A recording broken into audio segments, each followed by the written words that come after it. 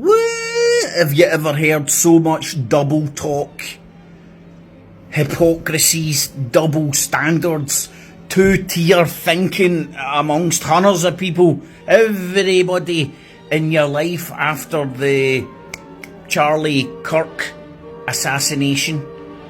On one hand, you've got Trump coming out amongst all his minions and all his cult members and all his followers. Obviously, it's just the way of the world, repeating pretty much verbatim what Trump is saying, like, oh, you can't go around calling people Nazis and fascists because the result is assassinations and stuff. Right, well, you can't go around just demonising migrants for the fucking illegal immigrants for every fucking ill in the country either, because that leads to white van mans mowing Muslims down outside a mosque. It leads to crackpots in America going and shooting democunts. You know, that this, it's getting used. It's getting capitalised upon by all angles. Now you've got Charlie Kirk's missus coming out saying it's a war cry. Well, Trump's talking about how Charlie Kirk was all about peace and love and non-violence and stuff. His missus is coming out and saying he's going to use it as a war cry. So let's have a wee look at the fruits of social media political pigeonholes. Vowing to never let his legacy die. You have no idea the fire that you have ignited within this wife. The cries of this widow will echo around the world like a battle cry. So Keir Starmer defended. So it's a battle cry, y'all. It's a battle cry, it's a call to arms. Enjoy yourself at the Tommy Robinson get together today. And all the mindless idiots that are going to go and counter-protest a protest. That is the Orwellian world in which we stay, you know. You can't protest without somebody turning up and counter-protesting your protest. What if somebody turns up and counter-protests the counter-protests? Where will it end? And then there can be people that will counter-protest the counter-protesters that are counter-protesting the counter-protesters. Where does it end? Where does this collective madness brought on with the internet and social media fucking end? Battle cries. Fucking let's go and have a day out where we can't get elected, but let's go and get drunk on the street and shout about immigrants and fucking wave a flag and say we want our country back. Why not? It's not going to change anything. Nobody's going to get elected. Nobody's got an idea. Nobody's got like a straight way of thinking. Nobody's got actually a plan. Let's just all gather together in one big space where the powers that be are more than capable of dealing with that shit. They'll kettle you, fucking wind you up, make you react. Then you've got your counter-protests on top of that. So they're turning up to counter-protest. Oh, fuck, it's a fucking it's one big shit show. Then you've got whatever he's fucking that Kirk guy, his missus out, saying it's a war cry, battle cry, worldwide. Looking good, isn't it? It's looking all gravy, baby. I don't know if there's stuff happening in Glasgow. I don't even know if I'll go and poke my head in. My back's in tatters, to be quite honest. But I might go and poke my head in.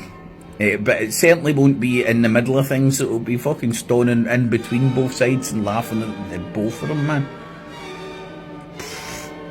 Counter-protest. Like, the last time I went to one of those things, man, it was like fucking Rangers fans versus fucking Celtic fans, man. Palestine flags versus Union Jacks, you know what I mean?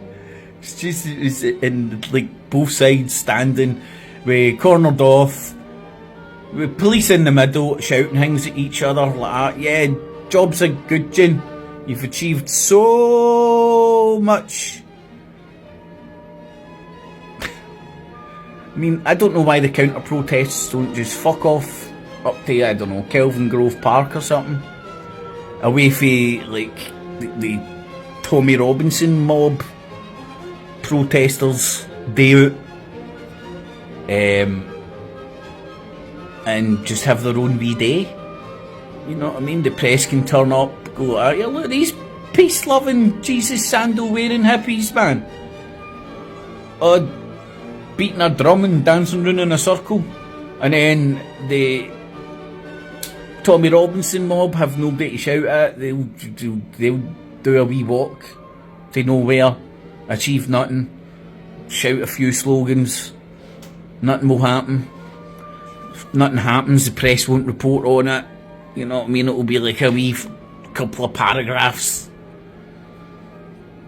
And it'll be no big deal. But turning up to a fight, turning up to counter-protest a protest with the way the landscape is at the moment is just stupid and retarded, and it just brings more attention to the Tommy Robinson protest than otherwise would be if they were just left to shout themselves out, march about for a wee bit, fly a few flags, nobody to fight with, nobody to shout at, just annoy people in the street or people in cars and stuff trying to get about, although fucking they've done a good job of fucking up Glasgow city centre with the pedestrian zones. Anyway, just something to think about, man. Is there any adults left in the room? I can't find them. Whoever suggested or encouraged that poor lassie to get up in front of a camera when things are still so raw and she's still so emotional, do you know what I mean? She's not going to really put the sensible head on. She's still, I'm imagining she's still grieving like a mofo, and to stick her in front of the cameras. But that's America for you, innit? They want everybody in front of the camera 24/7 after everything. Yeah, it's the way of the world over there. I would have liked to have thought that people had a wee bit more dignity, actually cared about her more than the hits, the clicks, the ratings, the kudos of getting her in front of the cameras and all that when the wound is still fresh and she's still emotional. I would have thought people would have had a wee bit more humanity, but obviously not. Obviously not. Look around you, man. People are not thinking, they're reacting. It's like fucking robots. Get it, got it, good. Cat cheese, no cats, no cheese. Maybe only some unthinking protest and counter-protestees were harmed in this filming.